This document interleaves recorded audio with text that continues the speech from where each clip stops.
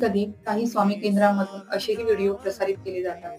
त्या स्वामींचं दर्शन झालं किंवा आज स्वामी एखाद्या बत्तीमध्ये दिसले किंवा अजून काही. तर असे व्हिडिओ पाहिल्यानंतर अगदी आपण त्या केंद्रापर्यंत जातो. ते केंद्र कुठेही असेल तरी शोधत जातो. इथे चमत्कार झालाय स्वामींचा, आता इथे माझ्या इच्छा पूर्ण होतील.